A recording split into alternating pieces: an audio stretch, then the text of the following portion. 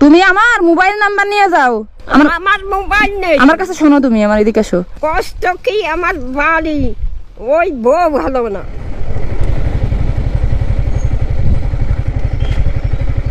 আসসালামু আলাইকুম। ওয়ালাইকুম সালাম। কি জানালে? ভালো আছেন? ভালো আছি রে মা গো। ভাই বাজারে গেছি। কনে গেলি তোরা? আমরা কোথায় গেছিলাম? এই যশোর থেকে এইদিকে যাচ্ছি। কি এতে? ওই কয়টা ডাল নিয়েছি, আদা মাখাতে খান্না একটু শাক পাতা, মাছ তো খাওয়া পড়ে না। কারণ কি?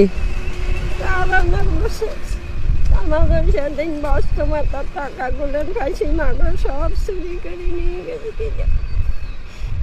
এটা কোনো কথা? বয়স্ক ভাতার কয় টাকা পাইছিলেন? কাছে আসেন। 1100 টাকা চুরি করে নিয়ে গেছে। সব চুরি করে সবাইরে দান কুড়িয়ে টাকা দিই। তারপরে আবার এমনি আমি তরকারি গোশ রান্নি দিই, তা বিচার বড় ডাকাতি করে আমার গদ্দর বড় সাবাল আছে একটা, ওই সাবাল ওই সান্দুক দিয়ে তুইলে আমার বন্যায় করে এরম তেসি করে কাইটে চালের বেড়ের বানিয়ে থুয়ে দিয়েছি গুরুইয়ে, তেসি করে কাইটে আমার টাকা দিয়ে নিয়ে একজন 10টা টাকা দিয়েছে। বাজার করতে গেলাম। তো এখান থেকে তো ঝাপা প্রায় 10-15 কিলোমিটার দূরে। হ্যাঁ, যাবো বাড়ি থেকে। আপনি করেন কি? আপনার ছেলের খাতে দেয় না?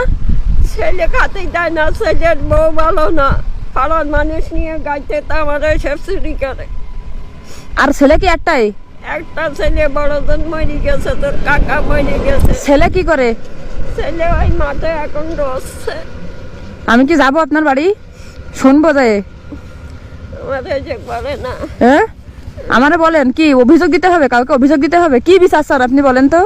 আমি কোনো বিশ্বাস চাই না। আমার একটা ছেলে, আমি এখন বিচিরা করে এইসব বিচিরা করে, এখন আমি যদি কেস করি, আমি কেস করি, আমার একটা সামাল মরে গেছে আর একটার দিকে আমি টাকা যাইছি। ছেলে তো আপনারা দেখে না। না দেখবে, তা আপনারা কেন?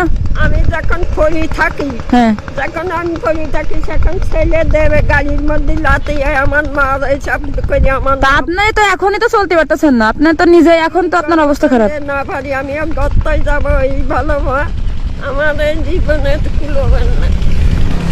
এখন আপনি কি চান আমারে বলেন তো? আপনি মানে কি কোনো বিচার চাচ্ছেন? আপনি কি কিছু চাচ্ছেন? হ্যাঁ, না আপনি আছে বৃদ্ধ মা, আপনার উপর অত্যাচার করবে, আপনার বয়স্ক ভাতার টাকাটা পর্যন্ত চুরি করে নিয়েছে। এটার সব সময় আমার টাকা চুরি করে।